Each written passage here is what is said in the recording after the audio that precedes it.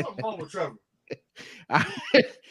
Let me. All right, Venkat. This is a story for you. This is the last story I got, and then we get into the review.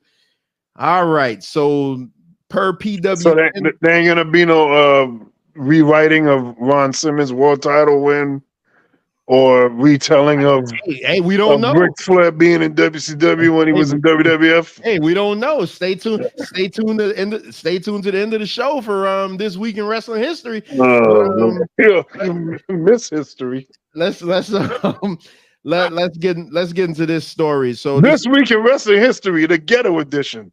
This is per. Hey, ain't coming from me. I love it. Ain't coming from me. This is per PW Insider. WWE potential cuts. So, as has been previously reported, the Endeavor takeover of WWE is expected to happen sometime next month after the final paperwork is signed that would put WWE and UFC under the same corporate umbrella.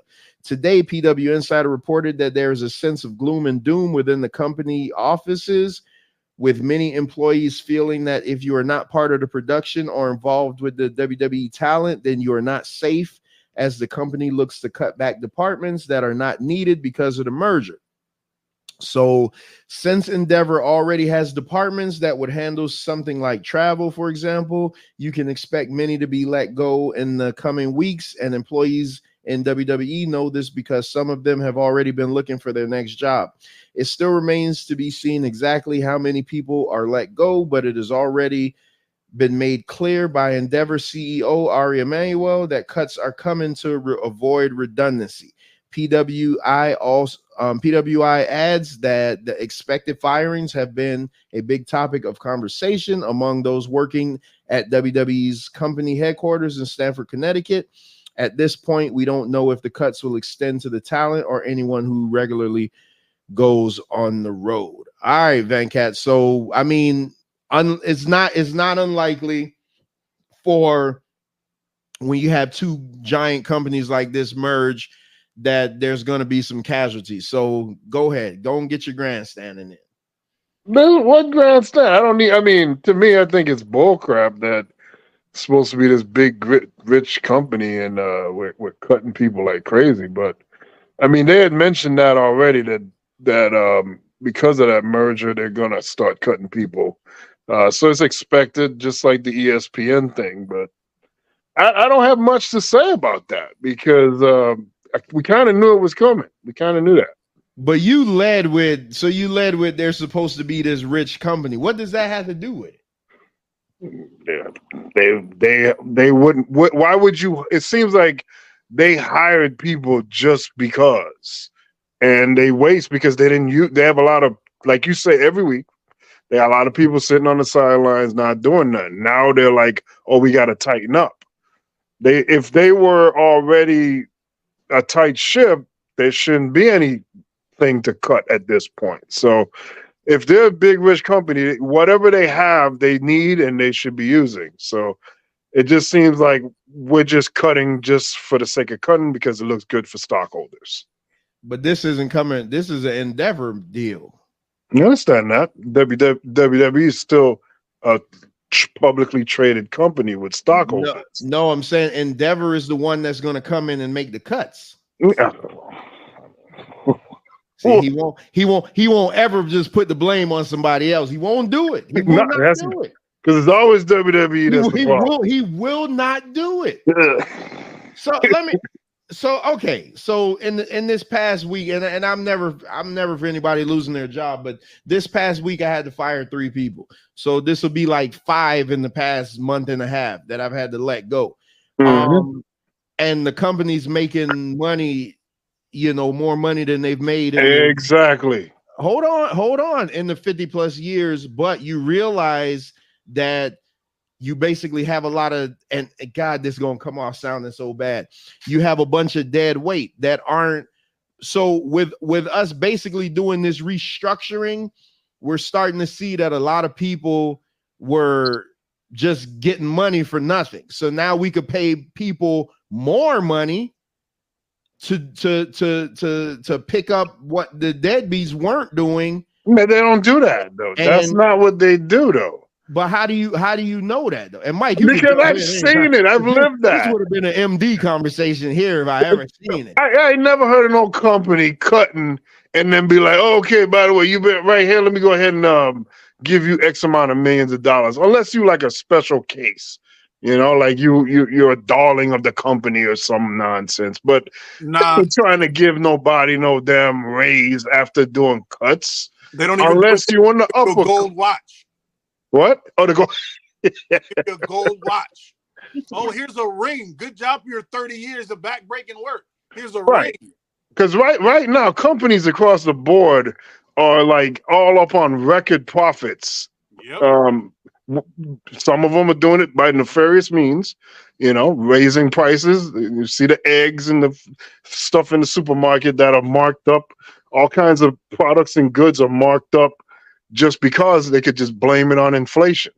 So all these companies have, for the most part, my company that I work with, record profits, record sales, record everything. We had a new record for every other day. We broke the record of the record of the record. Every other day we keep doing that. So with that being said, you don't see them like hiring. There was actually in the newspaper yesterday, they were talking about companies are cutting because of the easing of the hiring that they're doing. So I guess because they have enough employees at this point, even though that's not the case in my job that I've seen. We still need to hire more people, but it's all bull, man. It's all smoke and mirrors. You're making record profits when you're, the whole point of working hard, of doing a good job, is that we could be profitable as a company, and then with that, there's profit sharing supposedly with the employees that help to get you to that point. What we've seen in corporate America is we're going to get those profits, and then we're going to cut. And then the people that don't get cut are going to get leaned on to do the work of the people that we just cut. And that's what's been going on. That is the WWE is just entrenched in that bull crap right there too. And Endeavor for that matter. Again, you see, listen, I can say when I don't like something, but I could always be like, boy, you know what? The story just said that Endeavor already has the exact same positions. So why would they want to come over and take over the company and have the same positions twice? That's not a WWE move. That's an Endeavor move. So why would you want to have you're that for you to be saying that, you're saying that the cuts are not going to be the talent. You're saying the cuts are not going to be the writers, huh? You didn't listen to me? No, I'm listening. No, I'm just saying something. You're saying, because if they already have people in those positions, that means they're going to come over to a whole other company that's this big, massive company that's already running it. And they're going to run this other company that they've been running. And now they're going to, you still need someone to do that role. I don't understand the cuts, what that's going to do. It just seems like you're just going to throw more of a workload onto the other person, and then they're just not going to be able to do their job efficiently. Hold on 1 second. We got to break in for breaking news. Our roving reporter, MD20, is coming to us with a live report from AEW Collision. What's up, MD? Hey, what's up? Can y'all hear me? Yeah. Okay, we just sitting there, man. Oh, they playing stuff now. Never mind. Oh. It was quiet. My bad. So I'm gonna mute back out. So they're about to start Collision, or what? I mean, where they going to? I mean, they say bail time 7:30, so I guess they're gonna have maybe a dark match or two before Dynamite. Yeah, man. Just take up. Let me see the ring. Let me see the ring set up. Okay. What's the crowd like in there? It ain't. People still trickling in. You know what I'm saying? So you ain't just want to say it's empty and they give away tickets. I'm not. Yeah, hey, I'm gonna see how it look when they're at 8. You know what I'm saying? I'm gonna see how it look, but yeah, it was quiet in here for a minute, but now they're playing promos. So You there by yourself? No, I'm with my kids. Oh, okay. All right, man. Yeah. Yeah, whenever you can click in, just let me know. All right, man. I'll check in. All right. Hey, if I record some stuff, I'll send it to you. All right, cool. All right, no doubt. All right, peace. Yeah, so Venkat, okay. So I get where you're coming from now. So you're saying if they were already doing Endeavor's work as, let's say, office manager, and WWE had an office manager, why would you need to get rid of WWE's office manager and now make Endeavor's office manager do Endeavor's work and WWE work? Right. That's a good point. But you know why? Because that's what they've been doing since the beginning of time, though. I mean, it's not good. I get what you're saying, though. I think a lot of these moves are counterproductive moves. That and you know what's going to happen. Like, it's going to happen now where they cut it, and then months to a few years later, they're going to rehire that role. And that's always been like all those people that got killed off on ESPN. They're going to be rehiring them. Not them per se, but like that role is going to get rehired again, and it's going to be the same thing all over again. So it's always the same crap. Ricardo was saying Endeavor made it clear as a company, it's our money, we have the last say. So if it ain't working, you got to go. Don't be surprised if you see them cannibalize WWE here. So again, I mean, that's the risk you take, though, when you and Vince. I mean, at this point, Vince, 70-plus-year-old man, he doesn't. What the hell does he care? He obviously doesn't care about what happens to the company in the future, or else he would have gave it to Stephanie and Shane. Yeah, WWE is just going to get ran into the ground because they're not wrestling people. They're not about wrestling. So, you know, if they're talking like that now. They haven't even gotten involved in it yet. And they're already talking like that. That means they'll put them in front to catch the bullet quickly. I don't know if this is going to go down as good. And probably 5 years from now or less, you know, WWE might be facing issues. It may not be what we're used to. It may be a shell of itself. So you think? Yeah, I mean, think about this. Think about this. Right now, we have the largest selling gate. People are buying our merchandise out the ass, higher than Attitude Era. We're selling products, merchandise, video games, T-shirts, toys, pay-per-views, well, whatever they call premium event, whatever the hell. You know, they're doing all this viewership, and fan interest is out the roof.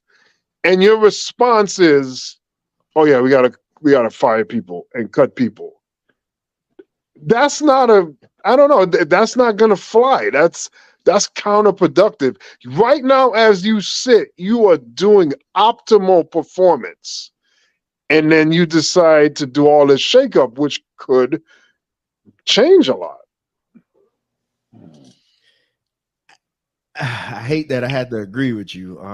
This is really killing me inside, making me bleed. I'm sure it is. Making me bleed inside my chest. But I get what you're saying, because a lot of these record numbers and stuff like that, I think it's just I just think it's a product of the time, because everything costs more now. You know, right. It's not, you know, you can't get a T-shirt for $14 anymore. Now these shirts, the AEW shirts, are $30. So by 39, I got the friggin' Jay Briscoe shirt since he died. That was like $40 some odd I paid for that. That's probably because they probably added extra to go towards the family or something. Yeah, which is fine. I'm not complaining to that point, but I'm just saying it costs. It costs, man. So Ricardo is saying, ain't that the point of getting rid of redundancy? And what redundancy? If you are doing optimal business at the moment, this reminds me of GM just pulling out of Michigan in the 80s, the late 80s. They were doing record profits. Then they shut down the plant and took it overseas just because they could get the labor even cheaper than in America. Like, you left not because you were failing. you were doing record profits, and then you pull out and you destroy the whole area, and you were still benefiting from it. There's a time. Okay, so in business, you this is why capitalism is suspect at sometimes, because the object should be to uplift not just yourself but those around you, so that there's a cycle there that contributes to society. When you have when you have a situation where it's just opportunistic and it's just me, you're gonna have a bunch of people failing around you, and you're the only one that's benefiting to a certain degree, and until your failures start creeping in, and that's not productive. So I don't understand. Like, this company right now is where you want it to be. All the people behind that ship moving, you told them, look, you do this, you do your part, we do good, you benefit from us doing good. The trickle down theory. Well, they done did it all, and now the rules changed on them. This is bullcrap. So you can't tell nobody nothing about being a team player if when things going great, you're screwing them over. Like, what's the point? Might as well get a machete. Start hacking up some niggas around here. I don't understand what's going on with the world. Like, it's weird. And like everybody's a freaking they don't think for themselves. They don't contemplate things. Like, in life, you don't just go along with things. You just, at a certain point, you got to draw the line in the sand. So if you made these people big and powerful, now they're so big you can't do nothing. You can't fight back. And that's why, now I'm going on a rant, but that's why you got unions and things like that. If you don't have those options to fight back as a little guy, then you just paint yourself in a corner, and now you got these big old white people controlling your every move. They tell you when you're going to go to sleep. They tell you when you're going to work. They tell you when you're going to eat. They tell you how much money you're going to have to eat. It's like all the control you're just giving over to these people. Like, when do people say, okay, enough? Okay, go ahead, Troy. I know when. Never. Because people are so happy to be sheep, so happy to be led, so happy to have to not think, just, I can just do whatever he says. That's why whenever you hear a labor dispute between like a NFL player and an owner, they're always, this millionaire is playing a game. I'm like, yeah, and the billionaires playing fantasy football. What's the difference? But they don't care. They just like to follow the rich guy because you have money. That means you're smart and you're better than me. That's how Trump got elected the first time. Yeah, it feels like we're living in that movie They Live, man. It really feels like that right now. Yeah. With the track record capitalism has, I don't know why we're still in it. You know what they do. It's supposed to be, if your workers make you profitable, the percentage of profitability you go up, you try to give that to your workers so they keep getting more profitable until you get a balance. But it's never what it is. If you're profitable, I'm gonna split that money between the CEO, the chairman of the board, and the people who have stock in the company, and the workers be damned. Yeah, you can't. This idea of like working yourself down to the bone. Oh man, you got to put in hard work. That stuff doesn't pay, and it's whack to be out there working hard, getting crumbs, and then out of nowhere here's your pink slip, and then you're in disarray. You leave a job, that's 2 weeks. They leave you, that's right now. It's not even right now. It's 10 minutes before you came in this office, and we already got security on the way. Exactly. I mean, people are ridiculous to me with this whole, like, glorifying rich people. Like, really? These people are exploiting situations. Now, I'm not saying, goddamn, the rich people are evil or whatnot, but let's be realistic about what's happening in the economy right now. Everything changed around us, but the pay never changed. There's an Indeed post right now that says $14 an hour, you need a bachelor's degree. What the frick is that? You know? There's stuff that people got to answer for. And the docile people in the community that don't question nothing, just go along with stuff because, hey, it's still manageable in my area. It's still manageable. Until I don't want to hear people panicking when it's too late. And right now it's too late for a lot of people right now. So things shouldn't have to affect you for you to understand the problem. And you You wonder should why be on it already. that is why I'm a fatalist. Human beings suck. A great comedian said it back in the day. He said America will always be trash because people are so happy to be the middleman. They think being the middleman is the best. He said if you go to other countries when Egypt was having that big revival and they were sending the people like, hey, security, go get them. And the security was like, I'm not going to attack them. These are my people. He said in America, those security guards would have beat the brakes off of them rioters because being the middleman means I'm better than you. I'm better than you beneath me, and that means I'll kill everybody out here to keep my job. There is no unity. America is what it is. But I just want to say this. This and other topics on Tape Fisted Politics coming soon to you. See, I was about to do that, and it's not. Awesome, Mike. Awesome, Mike. It's not tape fisted. It's tape fist. Ain't nobody fisted.